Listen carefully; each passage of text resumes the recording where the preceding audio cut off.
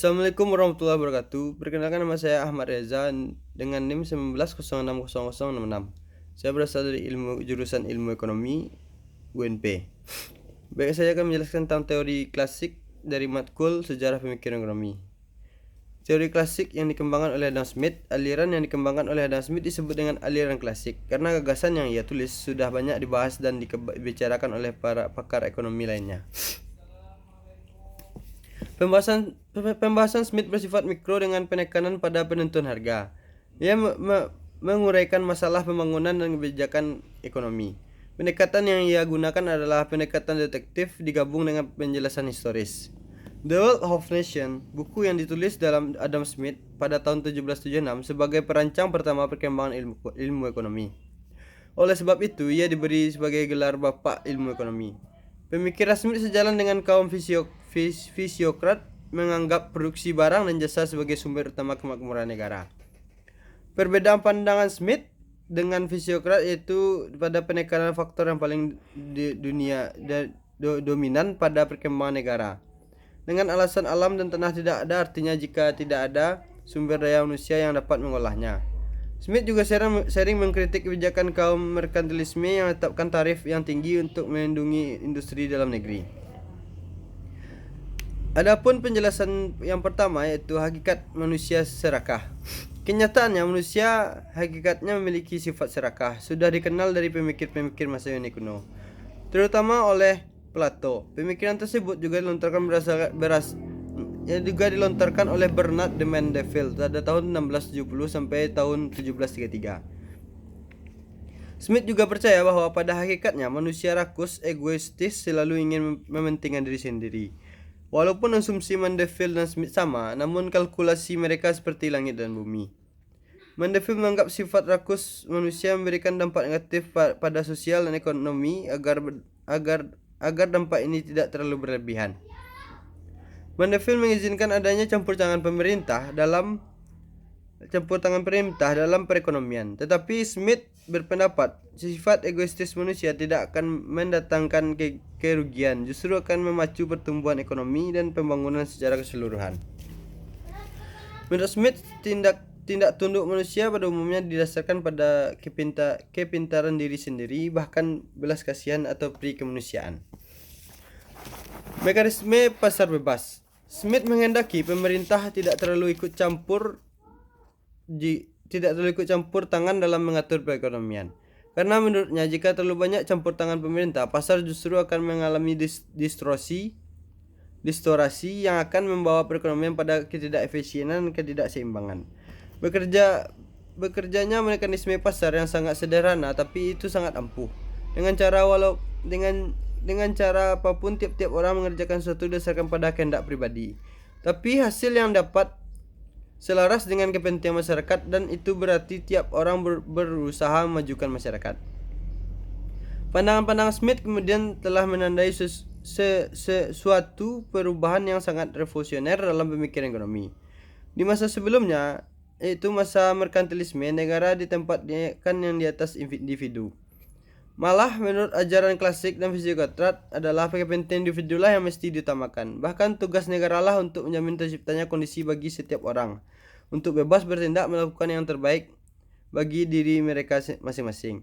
Bagi penyokong pasar bebas, tidak ada jasa yang bisa diperbuat oleh seorang umat manusia kecuali yang dapat membuat dirinya sendiri lebih maju.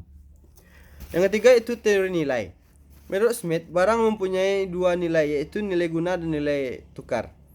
Nilai tukar atau harga suatu barang ditentukan oleh jumlah tenaga yang diperlukan untuk menghasilkan barang tersebut.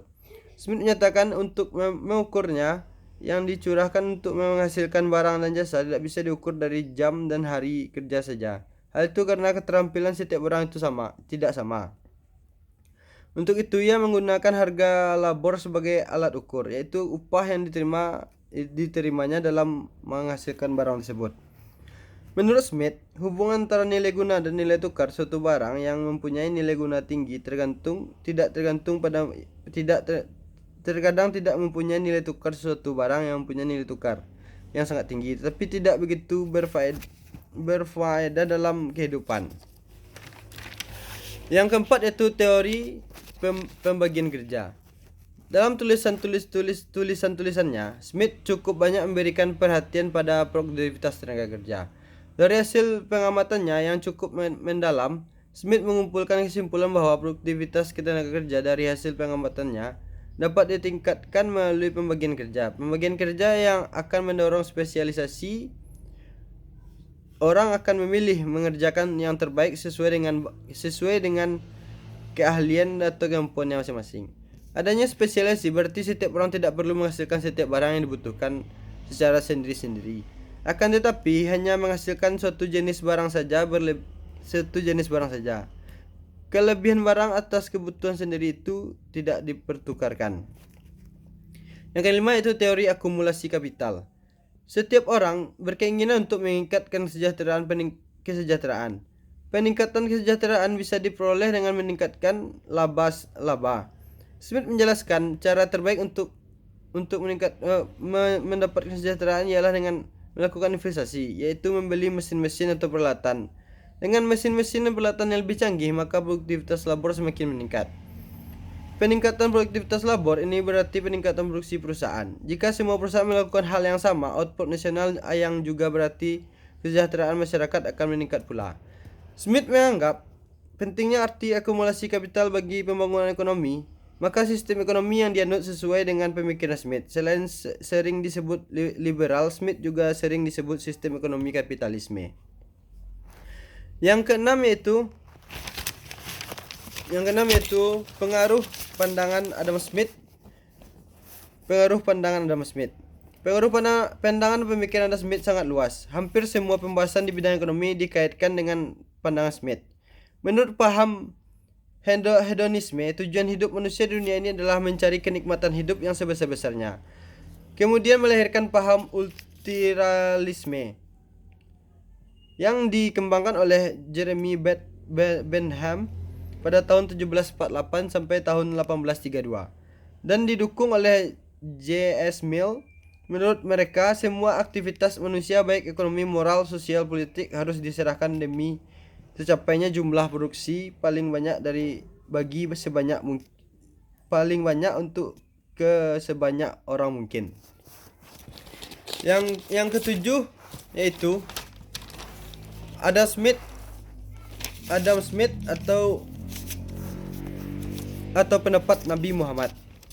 Jauh sebelum Smith lahir, Nabi Muhammad sudah terlebih dahulu mengajarkan kepada umatnya untuk memanfaatkan mekanisme pasar dalam penyelesaian masalah-masalah ekonomi dan menghindari sistem penetapan harga oleh otoritas negara kalau tidak terlalu diperlukan. Nabi Muhammad melarang pemerintah ikut campur menetapkan harga jika masyarakat tidak melakukan pelanggaran yang mengharuskan munculnya suatu tindakan kontrol atas harga tersebut.